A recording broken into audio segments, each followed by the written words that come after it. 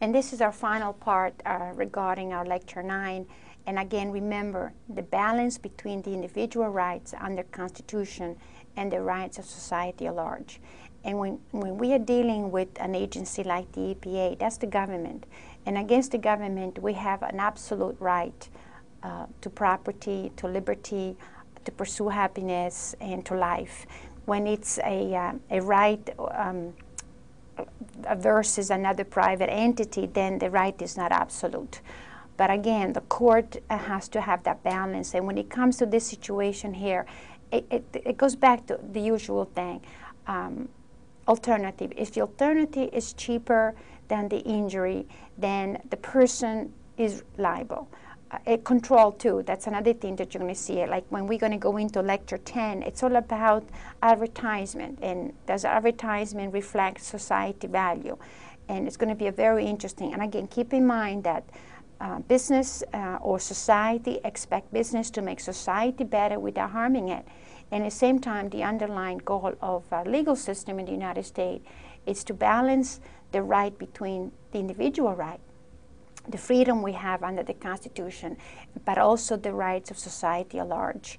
And I think I mentioned in other lectures right now, we have an issue with homosexuality and their marriage. They want to be recognized legally married.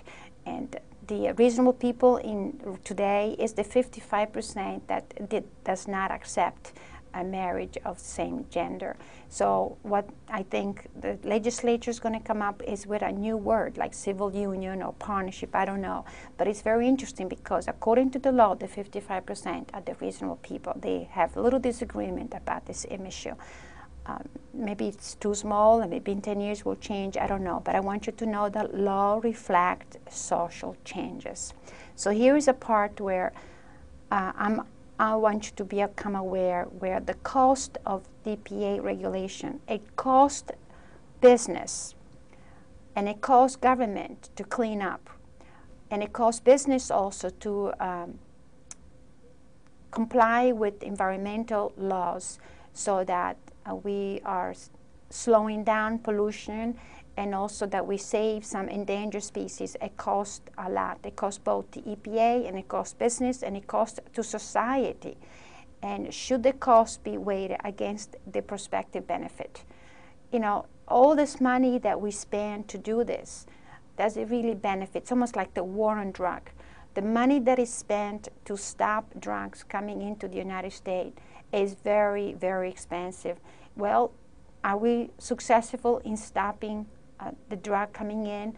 And of course, there's enough study there that comparing with the money that it costs, it's not, you know, the benefit, it's not worth it because we have a different way to do things.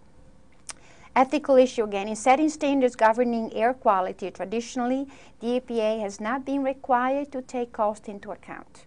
I just want you to know, EPA. Now think of you as a business person, or think of you as a spouse, or think of you as a parent, where you can do something, you can build the house, and you're not required to taking cost into account. So that's very big problem that I have. So rather the emphasis is on the benefits. Well, if you don't have to count cost, I'm sure that most of us will not be living in the same place that we live in today, or we not be doing what we are doing because we don't have to pay for it, and we're thinking of the benefit. And I'm sure that all of you will love to have all kinds of things in your house for the benefit. You know, this way you don't have to travel, you don't have to do this, you don't have to do that. I mean, why not have your own lake in your backyard so you can go boating, and why not having your own up in your backyard so you can go skiing, you know, that kind of thing. So, for example, when the EPA issued its new rules on particulate matters and ozone, the head of the EPA claimed that the new standards would save 15,000. Oh, here we go. It's not liver, it's life a year, please. I guess, you know, that's very interesting. Misspelling, so just ignore that R and put the S at the end. But this is what the EPA said, 15,000 lives a year, not liver. Interesting. Given that the EPA values a human life at $5 million, and again, they put the value, And what did I ever say to you? What do we value? We value life. We value property. We value liberty. You know, how much are we willing to pay to have liberty? This is very interesting. So they put a price. The EPA put a price, $5 million. The agency calculated that the lives saved and medical expenses avoided by the strict standard would amount to 100 billions a year in benefit. Nothing was said, again, because we value life, so that's a lot more important. So who cares how much it costs as long as we can save lives? Nothing was said about the cost of implementing these rules, however. For the EPA to implement it and also for the business to comply with these rules. Environmental groups tend to downplay this cost and to value potential lives saved very highly.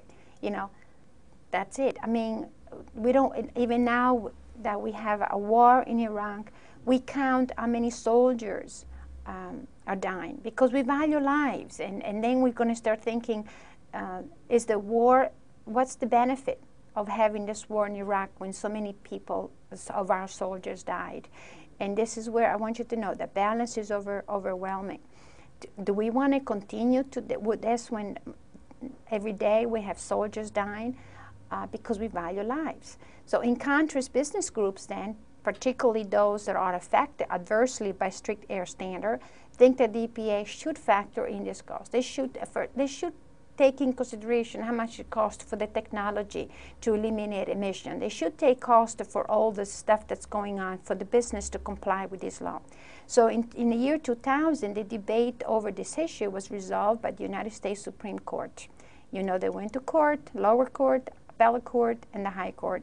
And this was about our former governor of New Jersey, Whitman versus American Trucking Association. And it was a 2002 case. Very important that you look also when the case was decided, because we changed things. So a number of business groups had challenged EPA's stricter air quality standard, claiming that the EPA had exceeded its authority under the Clean Air Act by issuing the regulation.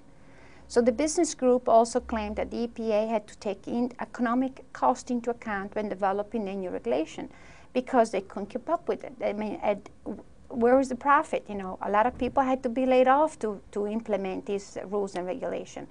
The court, however, held that the EPA had not exceeded its authority under the Clean Air Act and confirmed that the EPA did not have to take economic cost into the account when creating a new rules. Because the EPA is what? It's an agency that is appointed by the president. And the EPA is an agency then that, who's writing these rules and regulations? Congress. Congress represents what? The people. Therefore, the court said, hey, you know, they don't have to take into account, you know, cost, because after all, the bottom line is taxpayers are electing these people to write this law to protect themselves. So they don't care about the cost as long as they don't have to breathe dirty air. They can swim in clear ocean. And of course, a group of business people says, you know, this is getting more and more difficult for us. So the choice is for us to what?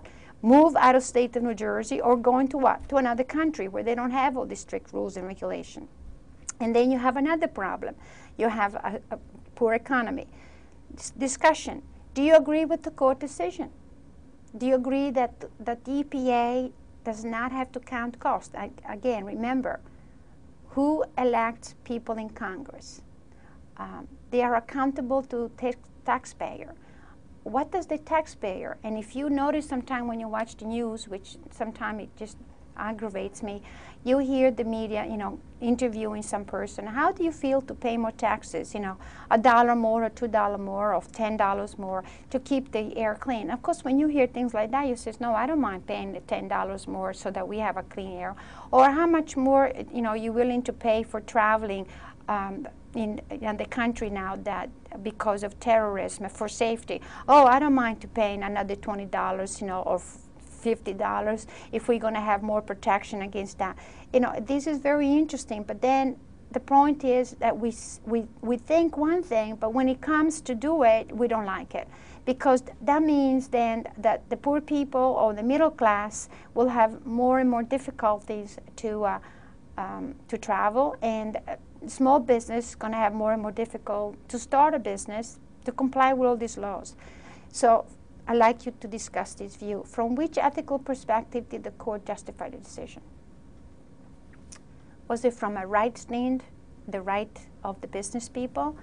Was it from a consequential ethical perspective? Was it from an outcome ethical perspective? Please let me know which one you think they justified the decision. And of course, I'd like you to post your views on the bulletin board. Thank you.